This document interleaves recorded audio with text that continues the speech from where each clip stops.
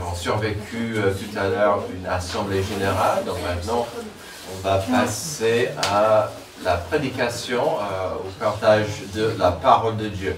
Amen. Donc nous sommes à 1 Thessaloniciens chapitre 5. On verra les versets 12 à 22. Alors cette série s'appelle « Ayez confiance ». Pourquoi? Parce qu'on a vu tout au début que cette église est née dans une épreuve. Quand elle était très jeune en tant qu'église, les fondateurs Paul, Silas et Timothée devaient fuir. Et donc c'était un peu compliqué pour commencer une église et devoir partir. Alors cette église était remplie de jeunes chrétiens qui cherchaient plus de confiance, plus d'informations, plus d'encouragement. Et donc Paul a écrit cette lettre pour encourager ces personnes. Donc on va verset par verset. Et donc comme vous voyez, surtout si vous avez une Bible devant vous, on arrive vers la fin du premier, entre les deux lettres que Paul a écrites. On va terminer le chapitre 5 la semaine prochaine. Je prêche de la seconde 21, mais vous pouvez ouvrir ce que Google préfère pour vous. Ou il y a des Bibles derrière si vous voulez suivre. Voilà. Bon. Notre série, Ayez confiance, couvrira pas juste la première lettre écrite aux Thessaloniciens, mais aussi, on verra bientôt, dans quelques semaines, ça va couvrir la deuxième lettre. Et on dit ça, après plusieurs semaines, quelques mois, nous arrivons vers la fin de 1 Thessaloniciens. Il nous reste une quinzaine de versets maintenant, au moins pour ce dernier chapitre. Si vous connaissez un peu les écritures de Paul, la fin des chapitres, c'est parfois compliqué ou difficile de au moins prêcher, parce qu'il va commencer à saluer un tel, il va lancer des idées à gauche et à droite pour conclure et terminer. Nous allons prendre les 2 dimanches à venir pour couvrir et terminer ce que Paul avait à dire. Et franchement, ça ne sera pas forcément facile, car maintenant, il est clair à la fin du chapitre qu'il a terminé des idées profondes à développer. Il ne va pas plus vraiment creuser dans des doctrines profondes, il va commencer la conclusion de sa lettre, et à première vue, on dirait qu'il n'y avait pas un plan. On verra des idées, des valeurs, des suggestions, des commandements, et tout cela sera éparpillé à gauche et à droite. On dirait qu'il prend une mitrailleuse et il vide son chargeur dans une façon aléatoire. Mais au contraire, aujourd'hui nous allons découvrir l'apôtre Paul en train de faire comme dernier geste des recommandations qui ne pourraient que aider et édifier cette église naissante. L'église était jeune, immature, et elle est née dans le conflit, comme j'ai dit. Elle devait grandir, et Paul va terminer son épître avec le désir de voir cela arriver. Comment est-ce que je peux terminer cette lettre avec quelques mots pour aider ces personnes de continuer à grandir et de ne pas baisser les bras? Pour vous aider à mieux comprendre notre passage, afin que nous comprenions mieux ce que Paul voulait enseigner à la fin de son épître, dans le but de saisir la logique et la sagesse des mots que nous verrons ce matin. Nous allons essayer de comprendre et étudier le monde de brebis et de bergers. Oui, pourquoi pas? Écoutez-moi bien, je vais vous dire une phrase, et l'ironie de la phrase est absolument dingue. Mais allons-y, voici la phrase, voici ma déclaration. Je ne peux pas imaginer un monde où je serais intéressé ou attiré par le métier de berger.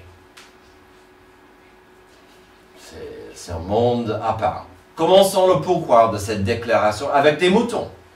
Déjà, vous êtes responsable des animaux qui sont, comment dirais-je, très loin d'être intelligents. On a des bêtes qui sont bêtes. vraiment stupide, la plupart des moutons, des brebis. En plus, la plupart des brebis sont têtues.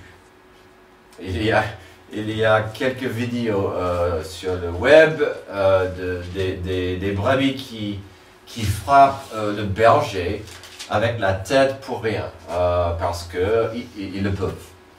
En plus, elles sont craintives pour un oui ou un non. En plus, il est difficile de mener des moutons. Si vous voyez des moutons, des brebis, et vous allez derrière pour dire, allons-y, on va suivre ce chemin, et vous êtes derrière, ça va mal se passer. En fait, souvent, elles doivent suivre le berger.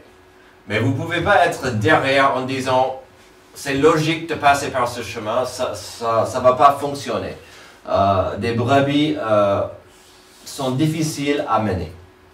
Alors là, je viens de dresser une liste toute simple sur des brebis. Sachez qu'un berger n'a pas une vie facile.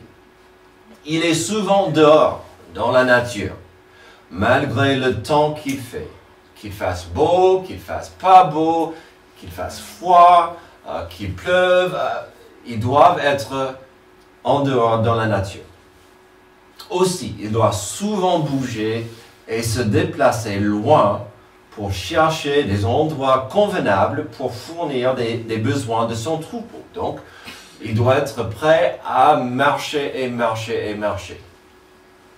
N'oublions pas qu'il est le gardien, le protecteur des brebis. Il y a des dangers. Alors, quand j'ai dit que les brebis ne sont pas très intelligentes et elles sont craintives, aussi, Dieu n'a pas donné aux brebis vraiment une défense naturelle. Ils n'ont pas des dents serrées, ils n'ont pas des muscles, surtout pas ici. Ils sont sans défense. Donc, le berger doit les protéger de beaucoup de menaces. Que ce soit des coyotes, c'est le mot que je cherche, les loups, des ours, même des lions, ou pire, les personnes, les gens qui vont simplement voler des brebis. C'est trop simple. Donc, il y a beaucoup de menaces dans le monde, à part de la stupidité de la bête qui pourrait simplement entrer dans une ravine et se perdre. Donc, il est le gardien. Il y a des endroits du monde où ce métier est passé de génération en génération. Les enfants apprennent jeunes comment le faire, et tant mieux. Mais pour moi, non merci, ce métier ne m'intéresse pas. Alors, on a brièvement parlé des moutons et des bergers. On va pivoter un peu maintenant afin de mieux comprendre ce que nous allons voir aujourd'hui. Vous êtes prêts? On va faire quelque chose de dingue dans notre passage. De notre passage. Nous allons comparer une église à un troupeau de brebis. Ne le prenez pas mal. Ne soyez pas offensés. Je ne suis pas en train de dire que vous n'êtes pas intelligent ou sans défense. Ok, c'est pas ça. Car à la fin de notre passage, nous allons voir cette notion à plusieurs reprises. Des chrétiens comme des brebis, une église comme un troupeau. Peut-il y avoir un espoir pour l'humanité dans ce cas? Voyons voir. Mais je dirais tout de suite absolument. Il y a de la bonne nouvelle si on va garder cette notion. L'espoir est absolument possible si on peut accorder de la grâce aux bergers du troupeau. Verset 12. Nous vous demandons, frères et sœurs, de reconnaître ceux qui travaillent parmi vous, qui vous dirigent dans le Seigneur et qui vous avertissent. Ayez beaucoup d'estime et d'amour pour eux à cause de leur travail. Soyez en paix entre vous. Alors, avant d'aller plus loin, faisons un rappel aux deux mots accorder et grâce. Accorder. Mettre des choses en harmonie accepter de donner quelque chose à quelqu'un, de lui octroyer ce qu'il a demandé ou désiré, reconnaître, concéder ou attribuer une qualité à quelqu'un ou à quelque chose. Donc, pour notre exercice, ça sera plutôt cette troisième définition qu'on va considérer, d'attribuer de la grâce au berger du troupeau. D'accord, de reconnaître, concéder ou attribuer une qualité, donc la grâce. Donc c'est quoi la grâce? Faveur accordée à quelqu'un pour lui être agréable, don ou secours surnaturel que Dieu accorde aux hommes pour leur salut. Alors pour notre discussion, ça sera le mot grâce, un petit mélange entre les deux définitions de grâce. D'accord, donc ça sera la grâce de Dieu, mais aussi juste de la compassion, de l'encouragement pour le berger. Ayant vu nos définitions, revenons à notre premier point et ces versets. D'accorder de la grâce au berger du troupeau. Je relis versets 12 et 13. Nous vous demandons, frères et sœurs, de reconnaître ceux qui travaillent parmi vous, qui vous dirigent dans le Seigneur et qui vous avertissent. Ayez beaucoup d'estime et d'amour pour eux à cause de leur travail. Soyez en paix entre vous. Alors, n'oublions pas que Paul, Silas ou Sylvain dans le texte et Timothée devaient finalement fuir la ville et l'église bien avant de pouvoir bien former et instruire ces gens dans cette église naissante. Selon ce verset, et ça va de soi, Paul et compagnie ont laissé derrière eux une équipe de dirigeants, de leaders, d'enseignants pour aider à gérer l'Église dans cette période difficile. Ça ne pouvait pas être facile. Le groupe, Paul, Silas et Timothée devaient fuir, devaient quitter l'Église et donc ils ont dû dire, mais on doit quand même organiser quelque chose pour ces gens. On ne peut pas juste laisser le troupeau sans un peu d'organisation. Comment ils ont fait? On ne sait pas. On peut deviner, on peut estimer, on peut trouver des indices. Un tel choix ne pouvait pas être simple et il devait avoir pas mal de facteurs à considérer. À mon avis, Paul, Timothée et Silas, ils ont regardé plusieurs choses, comme les dons. Et quand j'ai dit dons, les dons spirituels et les dons naturels. La Bible dit que au moment du salut, on reçoit au moins 1 ou 2 dons spirituels. Et puis, on a tous des dons naturels dans la vie. Donc, à mon avis, Paul et le groupe a regardé pour voir qui aurait le don de diriger, qui aurait le don d'enseigner, qui aurait le don de servir. Quels sont les dons dans ces personnes? Ils ont probablement regardé, franchement, le niveau de maturité entre ces personnes. Je suis certain qu'ils n'ont pas dit ce jeune homme de 14 ans sera le dirigeant de cette église naissante. Peut-être ce jeune homme de 14 ans chante bien, mais il n'allait pas dire c'est lui qui sera celui qui va mener les études ou aider. Donc, une question de maturité. Et bien sûr, il est clair, surtout dans le livre des Actes, mais dans le Nouveau Testament, quand un tel choix devait être fait, vous savez ce qu'ils ont fait? Ils ont prié. Ils ont prié, ils ont demandé à Dieu. Dieu, aide-nous à bien choisir la personne que tu veux pour remplir, pour faire cette tâche. Donc, toutes ces choses devaient faire partie du choix pour les dirigeants des bergers qu'ils ont laissés derrière. Dans cette église, il y avait quand même des bergers pour le troupeau. Paul a compris que une des façons la plus simples à détruire une église, c'est d'attaquer et de dévaluer et de décourager ses bergers. Ils disent que des pasteurs, par exemple, le pourcentage de pasteurs qui abandonnent et qui baissent les bras chaque année est incroyablement élevé. Les pasteurs arrêtent comme c'est pas permis. C'est difficile. C'est une façon simple à détruire une église, de décourager le berger. Quoi d'autre? Voyons la première chose que Paul demande. Il dit de reconnaître le travail qu'ils font. Déjà, c'est du travail. Alors, vous avez, la plupart d'entre vous, vous avez entendu ma blague. La blague classique pour les pasteurs, que je travaille un seul jour par semaine. J'ai la vie simple car je travaille que dimanche. C'est vrai que aussi, pour être prêt pour dimanche, je dois travailler samedi aussi. Donc je travaille 2 jours par semaine, voilà. Le travail n'est pas facile, les horaires ne sont pas fixes. Je ne suis pas là pour me glorifier ou glorifier les pasteurs, mais quand il dit, pensez au travail qu'ils font. C'est important. C'est un travail important. Il y a beaucoup de travail dans ce métier de berger pour les gens. Le travail. Ensuite, il dit, il dirige. Il dirige.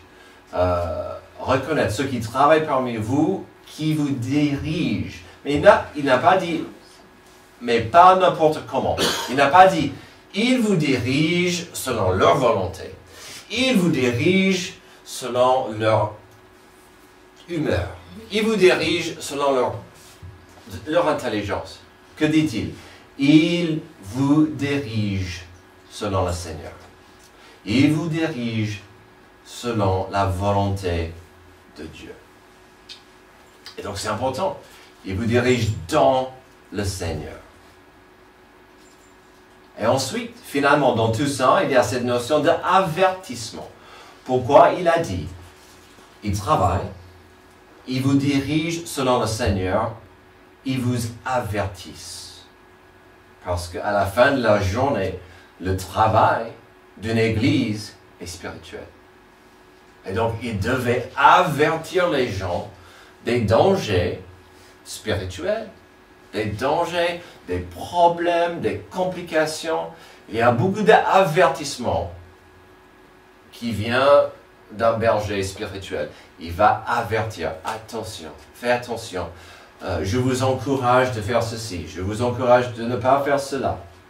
Il y a cet avertissement, car l'ennemi rôde, il veut nous détruire. Et donc, il y a l'avertissement. Donc, si le verset 12 est un appel à ceux qui reconnaissent l'importance des responsabilités lourdes d'un berger spirituel, n'est-il pas normal de voir la suite au verset 13? Ayez beaucoup d'estime et d'amour pour eux. Puis, en principe, un fruit d'une telle attitude dans une église sera la paix, comme on voit à la fin du verset 13. Mais revenons à la première moitié du verset 13. Ayez beaucoup d'estime et d'amour pour eux. Puis, Paul demande 2 choses de eux pour les dirigeants. Estime et amour. Si vous préférez changer le mot estime pour respect, ça ne serait pas problématique. Respect et amour pour les serviteurs de Dieu qui essaient de guider l'Église. Est-ce que c'est trop de demander que nous ayons de l'estime et de l'amour pour les bergers? Je l'espère pas. C'est que l'amour et l'estime. Alors, ne ratez pas quelque chose d'important. Oui, Paul a demandé qu'ils aient du respect et d'amour pour des dirigeants, pour des bergers. Mais il n'a pas dit, faites cela parce qu'ils sont vos dirigeants, parce qu'ils ont un titre important. Il a dit de respecter et aimer des bergers pour leur travail, pour leur investissement. Il y a beaucoup de gens qui ont pris des noms et des titres glorieux comme apôtre. Je suis apôtre. Vous me devez beaucoup de respect. Je suis docteur. Vous me devez beaucoup de respect et d'argent. Je suis pasteur. Ce que je dis est très, très important. Non, ce n'est pas du tout ce que Paul dit. Ce n'est pas le titre qui est important, c'est le travail. Avant d'avancer à la suite, il y a deux choses que je dois ajouter, qui en est liées. Quand Paul leur encourage de respecter et d'aimer leurs bergers, il n'a pas dit de les élever à un niveau de star. Alors, ma blague, c'est que un de ces quatre Antoine doit me porter sur le dos. Amen. Pour que mes pieds ne touchent pas le sol. Amen, amen. Mais pourquoi est-ce que je ressors cette blague? Parce qu'il y a des pasteurs qui disent mes pieds ne doivent pas toucher le sol. Et donc ils sont portés. Ou on va rouler un tapis rouge. Ça ne devrait pas me faire rire, mais il y a un tapis rouge pour le pasteur qui arrive en voiture de luxe. Certains reçoivent un applaudissement quand ils arrivent. Peut-être la semaine prochaine, Sacha. Ok. C'est pas ça que Paul dit. Il n'a pas dit de les élever à un niveau de star. Deuxième chose à ajouter, c'est que ce passage ne donne pas à un pasteur ou un enseignant une passe-partout. Il n'a pas le droit de dire ou faire ce qu'il veut avec sa position ou avec la parole. Il n'a pas le droit de dire selon ce passage, vous devez me donner plus d'argent, ou plus d'admiration, ou plus de respect. Parce que, ou pire, parfois, et on en a parlé tout à l'heure, j'ai reçu une prophétie, Dieu m'a dit, et ce qui sort de la bouche n'est pas biblique, n'est pas correct. Jusqu'au point où, parfois, une telle femme doit quitter son mari pour aller avec cet homme. Amen. Des choses dingues. Toutes dans le nom de Dieu et la parole. Ce n'est pas du tout ce que Paul dit dans ce cas. Donc, il n'a pas le droit, le pasteur, le berger, l'enseignant, de faire ce qu'il veut avec sa position ou avec la parole. Et plus tard, vous verrez que notre passage se terminera avec cette notion. Mais avant d'avancer au deuxième point, je vous encourage, pas que pour moi ou pour d'autres personnes dans cette église avec des responsabilités, accordez de la grâce au berger.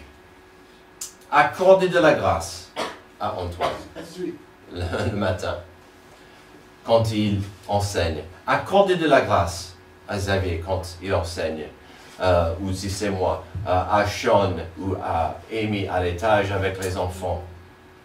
Pendant les ateliers, avec les hommes, avec les enfants. Vous savez pourquoi? On est les êtres humains. On va faire des erreurs. Et pas que en français. On va faire des erreurs, on va faire des faux pas. Il nous faut de la grâce. Il nous faut de la patience.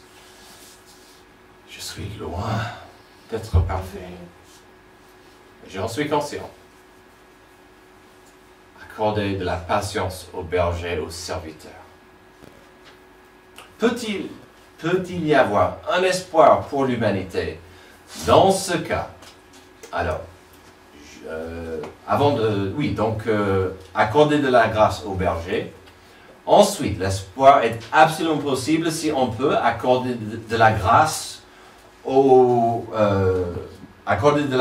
brebis de troupeau. Si on va accorder de la grâce aux bergers, accordons de la grâce aux brebis. Verset 14. Nous vous y invitons, frères et sœurs, avertissez ceux qui vivent dans le désordre, réconfortez ceux qui sont abattus, soutenez les faibles, faites preuve de patience envers tous. Veillez à ce que personne ne rende à autrui le mal pour le mal, mais recherchez toujours le bien, soit entre vous, soit entre tous les hommes. Alors, encore, ça va de soi. Si on regarde ce passage avec une perspective de berger, de brebis, des troupeaux, ben on va avancer quand même aux moutons.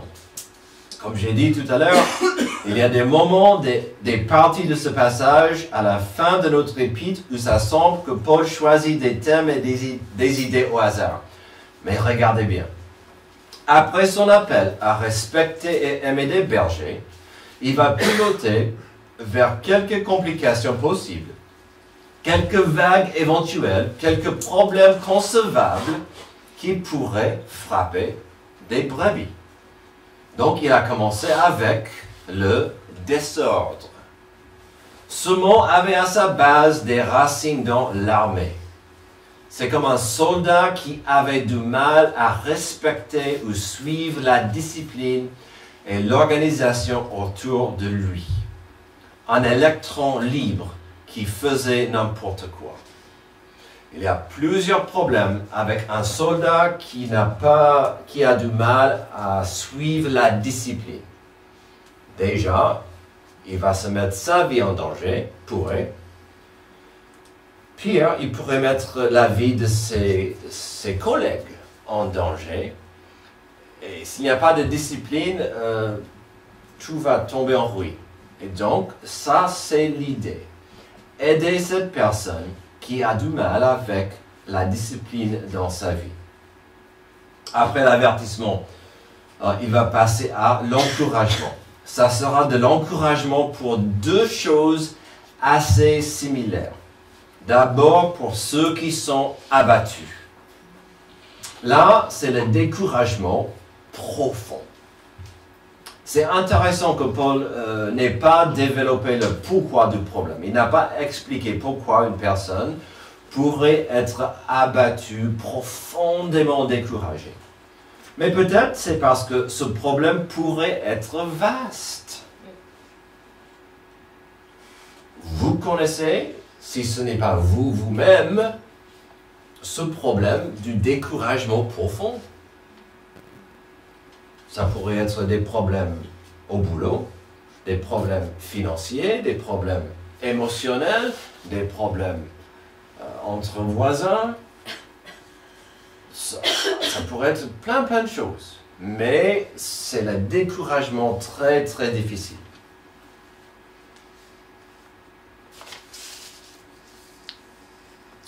Aussi, ne ratez pas que cette responsabilité d'aider quelqu'un qui est dans cette situation ne tombe pas que sur le berger. Il dit vous, aidez-vous ceux qui sont abattus. J'ai trouvé ça fascinant et important dans un troupeau. Ensuite, il a mentionné l'importance d'accorder de la grâce aux faibles. Encore, on n'a pas plus d'informations que cela. Mais encore, ça pourrait être lié aux soucis physiques, émotionnels, des finances, des relations personnelles. La liste est longue. Pourquoi quelqu'un pourrait être affaibli. Ou peut-être, il parlait simplement d'un bébé chrétien qui était faible dans sa foi. Mais il a dit affaibli. Si c'est une faiblesse de foi, déjà, l'ennemi gagne. C'est par la foi, et que par la foi, qu'on peut plaire à Dieu. Et donc l'ennemi va toujours essayer de nous décourager, de nous affaiblir dans notre foi. Le découragement, c'est un outil incroyablement efficace de l'ennemi. Et donc Paul a dit, vous aidez ceux qui sont affaiblis. C'est pourquoi après tout ça, au verset 14, Paul a dit, accordez quand même de la patience envers tous. Vous savez pourquoi? Un troupeau est rempli de brebis imparfaites. Je suis désolé de le dire.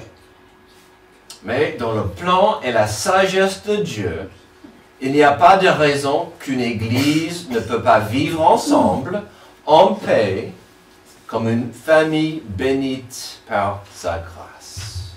Avec toutes nos faiblesses, tous nos problèmes, une famille en Christ peut vivre ensemble par la grâce. Et on dit ça, terminons notre deuxième point, et ce petit passage avec le verset 15, avec ce qui devait être évident, mais quand même va contre la nature humaine et notre chair. Au verset 15, veillez à ce que personne ne rende à autrui le mal pour le mal, mais recherchez toujours le bien, soit entre vous, ouch, soit entre tous les hommes. Amen. Amen. Cherchez le bien entre vous, ne rendez pas le mal pour le mal, mais cherchez le bien entre vous et entre tous les hommes. On est rappelé des mots de Jésus dans le sermon sur la montagne au Matthieu 5, où il en a parlé en détail. Il a dit, vous le savez bien, il est dit, un œil pour un œil, un dent pour un dent. Moi je vous dis, bénissez votre ennemi avec de la grâce, de la gentillesse. S'il vous gifle, tournez l'autre. C'est radical. Mais c'est dans cette attitude qu'on voit ça. Tout cela étant la réflexion réelle de l'amour au carré, de aimer Dieu profondément et d'aimer notre prochain pratiquement. Et il a dit que c'est applicable, pas que dans l'Église, mais pour tout le monde. Mais pour tout le monde. Souvent, Antoine nous dit que c'est normal dans le monde de voir les gens qui marchent comme ça et vous cherchent à basculer un peu. Et alors c'est la nature humaine. Et pour les hommes, c'est dur de laisser ça à côté, d'ignorer ça. Mais Paul dit, cherchez le bien pour tout le monde. Pour tout le monde. Pourquoi? Le monde saura que nous sommes chrétiens par l'amour que nous avons les uns pour les autres. Amen. Par l'amour. L'espoir est absolument possible si on peut accorder de la grâce aux bergers, si on peut accorder de la grâce aux brebis. Et l'espoir est absolument possible si on peut appliquer de la grâce dans le basculement dans un troupeau. Et on va voir quelques possibles choses qui basculent. Soyez, verset 16, soyez toujours joyeux. Amen. Déjà ce verset me gêne, parce qu'il dit soyez toujours joyeux. Priez sans cesse. Exprimez votre reconnaissance en toutes circonstances. Et encore, ça me gêne, car c'est la volonté de Dieu pour vous en Jésus-Christ. N'éteignez pas l'esprit, ne méprisez pas les prophéties, mais examinez tout et retenez ce qui est bon. Abstenez-vous de toute forme de mal. Alors jusqu'ici, nous avons vu Paul s'adresse à l'Église vis-à-vis de son comportement et leur attitude envers ses bergers. Ensuite, on a vu la volonté de Dieu pour l'Église corporellement, en tant que groupe, en tant que famille ensemble. Maintenant, le focus sera plus précis et ça sera pour chaque individu. J'espère que vous voyez ça. Il parle de comment on doit regarder les brebis, comment on doit agir en tant que troupeau. Maintenant, c'est chaque personne. Quelles sont nos responsabilités dans le basculement dans un troupeau? Et c'est quoi la réponse? D'appliquer de la grâce dans un troupeau. C'est notre rubrique. Et on verra certaines vérités, certains outils, certaines astuces pour nous aider quand il y aura un basculement. Pour le faire, Paul dressera une liste qui parfois semble impossible. La première, soyez Soyez toujours joyeux. Quoi? Soyez toujours joyeux? Vous, c'est une blague? Mais je peux être joyeux parfois, peut-être souvent, mais quand le réveil sonne, soyez joyeux tout le temps, toujours joyeux. Intéressant. Ensuite, priez sans cesse. Comment est-ce que je peux prier sans cesse?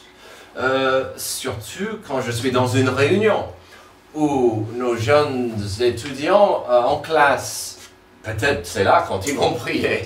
Dieu au secours parce que je ne comprends rien. Mais quand même, dans une réunion, comment prier? Sans cesse.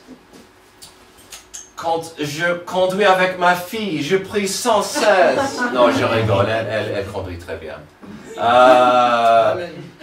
Amen, amen. Priez sans cesse. Soyez reconnaissants. Comment peut-on faire ces choses? La réponse simple, c'est de ne pas oublier et de toujours penser à votre identité en Jésus-Christ. Amen. Amen. Amen. Quand j'ai quelque chose qui m'arrive mauvaise, quand quelque chose, je suis malade, quand la vie va mal, je dois être joyeux. C'est plus simple quand je pense que je suis un enfant adoptif de Dieu. Je suis né de nouveau et je suis co-héritier avec Jésus-Christ. Et ma place, un jour, sera avec lui au ciel. Amen. Prier sans cesse, ça veut dire ayez une attitude de communication avec Dieu. C'est aussi simple que ça. C'est vrai qu'on ne peut pas prier à chaque seconde de la journée, mais d'être dans une attitude de prière, de communication avec Dieu, ça va aider votre joie, ça va aider votre relation avec Dieu, et puis ça va vous aider à être reconnaissant. Soyez reconnaissant. Amen. Il a dit. Tout ça est lié. Mais tout ça est plus simple quand on revient à ce que Jésus-Christ a fait pour nous. Ces choses sont des attitudes, des valeurs que chaque enfant adoptif de Dieu pourrait et franchement devrait manifester et pratiquer. Ce n'est pas facile. Je le dis tout de suite. Maintenant, il revient un peu à certaines choses qui sont certainement valables pour une personne ou pour toute l'Église. Il dit, n'éteignez pas l'esprit. N'éteignez pas l'esprit. L'Esprit Saint habite dans l'enfant adoptif de Dieu et il a un tas de responsabilités. On a vu la semaine dernière, une des plus grandes responsabilités, c'est de nous sceller. Aussi, il convainc du péché. Il est appelé aussi le consolateur, donc il nous console. À la fin de la journée, il est là pour nous aider à devenir plus comme Jésus, de marcher avec Jésus-Christ. Amen. Et donc, s'il dit n'éteignez pas l'esprit, ça veut dire qu'on peut éteindre l'esprit. Et ça, c'est malheureusement trop facile à faire. L'Esprit Saint habite en moi. J'ai le choix de dire, Esprit Saint, je reviens à toi plus tard. En ce moment, j'ai quelque chose à régler contre un tel. Après, je reviens vers toi. C'est quoi, Saint-Esprit? Tu veux pas que je parle comme ça? Mais arrête. Et on peut éteindre. On peut. C'est trop facile. Même si le Saint-Esprit a scellé la personne, ça ne veut pas dire que le Saint-Esprit ne peut pas être ignoré ou minimalisé. Une des façons de faire cela serait de voir cette liste au verset 16 et 17. Une personne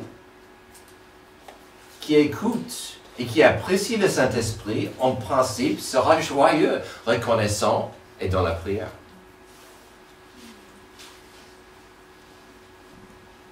Et on dit ça. Et sachant qu'au début, j'ai dit que les bergers avaient une grande responsabilité de correctement enseigner, qu'il ne peut pas prendre sa position de berger pour dire ce qu'il veut. Voyons la suite et nous verrons un bon test pour voir si une église ou son pasteur est correctement équilibré. Versets 20 et 21. Ne méprisez pas les prophéties, mais examinez tout et retenez ce qui est bon. N'oublions pas qu'à l'époque, il n'y avait pas de Bible. La prophétie dans l'Église primitive n'était pas la même chose forcément que nous trouvons dans l'Ancien Testament, où un prophète allait prophétiser ce qui allait arriver un jour. Il prophétisait ce que Dieu allait faire. Ce n'était pas la même chose.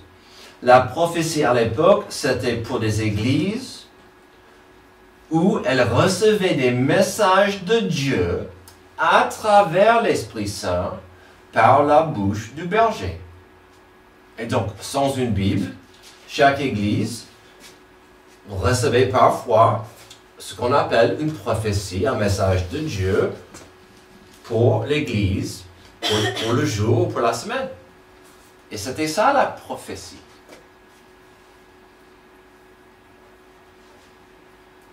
Alors, remarquez bien ce que Paul a dit dans ces deux versets et l'importance et la gravité des deux. Ne méprisez pas les prophéties. Donc, là, au verset 21, il est en train de dire, quand même, ayez du respect pour vos bergers. Écoutez bien ce qu'il dit. Mais, il pivote, mais, examinez tout et retenez ce qui est bon. Donc, le berger a la responsabilité de bien communiquer une chose, la parole de Dieu correctement. L'Église a la responsabilité de dire, si c'est correct, j'applique. Si ce n'est pas correct, nous avons un problème. Et donc c'est pourquoi il dit, écoutez bien les prophéties, mais vérifiez que la parole est correcte. Finalement, cette partie de sa conclusion se résume avec un rappel tout simple. Verset 22, abstenez-vous de toute forme de mal. C'est un thème, ironiquement, que nous avons vu partout dans nos deux derniers chapitres. Dans les deux derniers chapitres, Paul a dit sans cesse, faites attention à vos témoignages. Faites attention à votre sanctification. Continuez de grandir, continuez d'avancer avec Jésus-Christ. Et donc ça, c'est pas mal, une façon de résumer ça. Faites attention à votre témoignage. Aujourd'hui, nous avons regardé la vie de l'Église d'une perspective précise, un peu unique, sachant que nous ne savons pas ce que l'avenir a pour nous et que cette vie aura des épreuves. Mais quand même, il est rassurant de savoir que la parole parle énormément des bergers et des brebis. Dans certains, ce qu'on appelle des mineurs prophètes, les petits prophètes dans l'Ancien Testament, Dieu parlait contre eux. Ce qu'il disait étaient les bergers. Ce n'était pas les bergers dans le champ. Quand il dit berger, il parlait des leaders spirituels. Il dit, je suis pas content avec vous les bergers spirituels. Et bien sûr, un des versets les plus magnifiques dans toute la Bible, c'est Jean le Baptiste qui dit, par rapport à Jésus qui s'approche, voici l'agneau de Dieu qui ôte le péché de quelques-uns d'entre vous. Ah non, qui couvre le péché de quelqu'un, qui ôte le péché du monde.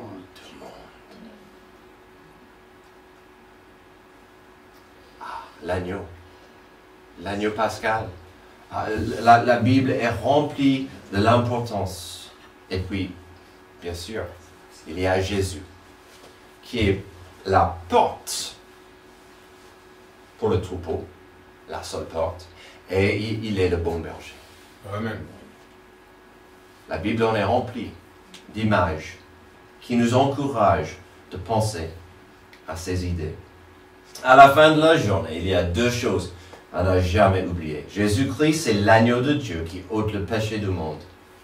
Et en même temps, il est le bon berger qui veut que nous suivions sa voie et ses pas. Amen. Prions.